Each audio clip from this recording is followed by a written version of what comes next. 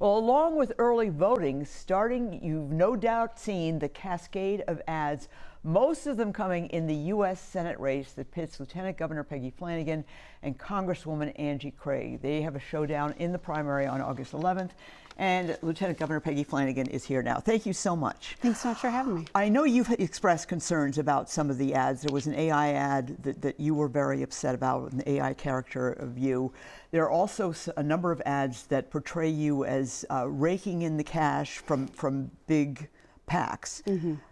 What's going on there? I mean, I think what's going on here is this entire campaign, this entire race is about the many versus the money. And I'm about the many.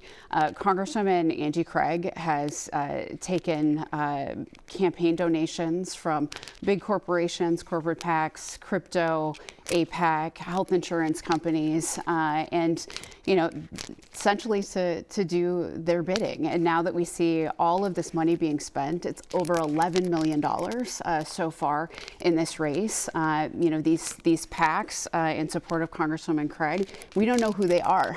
They were stood up essentially, right before they went on air. I'm guessing it's still the dollars North Star from the Dawn PAC and Center Forward. But let me ask you, at least a couple of the ads say you are the one who is collecting big money.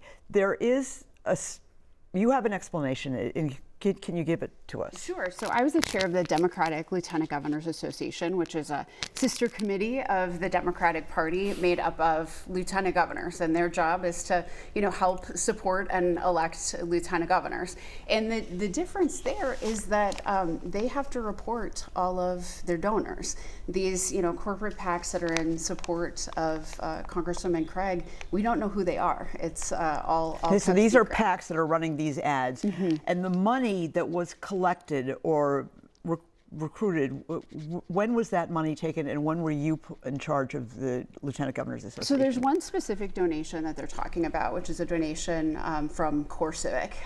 That money was not private solicited. Prison. Yep, was not solicited by me, and I told them to give the money back, which they did. I think what's important here, I voted against CoreCivic in 2016 when I was a member of the legislature, and continue to stand by the fact that we should not have private prisons. And the DLGA is made up of 88% of our lieutenant governors are either women, people of color. It is a party committee, and it is very different than these secretive PACs. But what about these ads, because they are on all the time? Big Pharma. Have you taken money from Big Pharma? No, I haven't. How could that possibly be in the ad? Do you have any? So what I want to be clear about is, in my campaign, in Peggy Flanagan for the United States Senate, I am not taking a dime of corporate PAC money.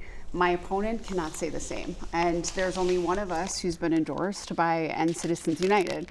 That's right. That's me. And also you've been endorsed by the DFL party. I haven't said congratulations to you, but that is a big deal, and that's very important. I want to look at the cash on hand, because Angie Craig does have $4.8 million, according to the last report, cash on hand. You have $1.1 million, obviously a lot less.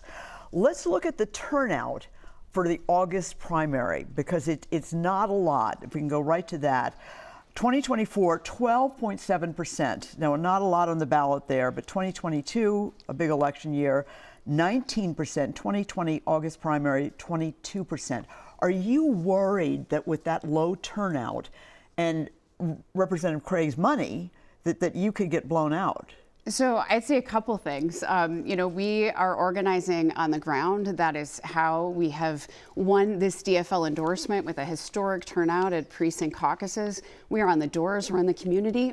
But what I would say, is that what this is really about is, again, who is funding Congresswoman Craig. It is crypto, it's APAC, it's health insurance companies, because they know that she will do their bidding. I am only beholden to Minnesotans, right? I support Medicare for all. Health insurance companies are funding Congresswoman Craig, and she does not. I support, right, making sure that we've got stronger regulations on crypto, and she headlined a cryptocurrency conference for them the very first day of the state fair. I want to ask you quickly, because there are a couple of issues that both Angie Craig and yourself, there are different issues that both of you don't seem to like answering questions, but you have, and so is she. For her, it's the walk back of the Lake and Riley Act vote. That was the act that made it easier, or made it possible for undocumented people who committed minor crimes to be held in prison indefinitely. You, on the other hand, the issue is the fraud. People, it keeps popping up. It's like a whack-a-mole. What do you say to people who are thinking, God, maybe I'll vote for Peggy Flanagan, but I'm just not sure about the fraud? Well, I'd say a couple of things. I'd say for the Lake and Riley Act, number one, Congresswoman Craig said that she regrets that vote, but you can't exactly walk it back, right? 21,000 people have been detained due to the Lake and Riley Act. I think it's what empowered Donald Trump and ICE to terrorize our communities. But what I would say, is that Republicans are attacking every Democrat on fraud. They're attacking Congresswoman Angie Craig. J.D. Vance, attacked her online. Attacking Senator Amy Klobuchar. Amy who was in Klobuchar, Washington. Keith Ellison. This is, their entire play. And what I can tell you is that, I'm going to take it to Michelle Tafoya or Adam Schwartzy or whoever comes out of the GOP primary, because we know that this president is, he pardoned 70 white-collar criminals who have engaged in corruption and fraud. He got rid of 17 inspectors general right out of the gate. He's, essentially made billions of dollars from the Oval Office and cryptocurrency. They're going to have to answer for that, and we're going to take it to them. Lieutenant Governor Peggy Flanagan is on her way to the Pride Parade. Yes. I thought the outfit was great, but you said you got another outfit for the Pride Parade. That's right. And that has been delayed by half an hour, so you have some more time to get there. The parade will now start at 11:30. So thank you very much, Lieutenant Governor Peggy Flanagan, for coming in. And happy Pride. Happy Pride, absolutely. Well, the WCCO Weather Watcher truck is going to be in the parade. So, again, we hope to have candidates Angie Craig and Republican Michelle Tafoya on before the big primary. The primary, of course, August 11th. Winners will go on to the November general election.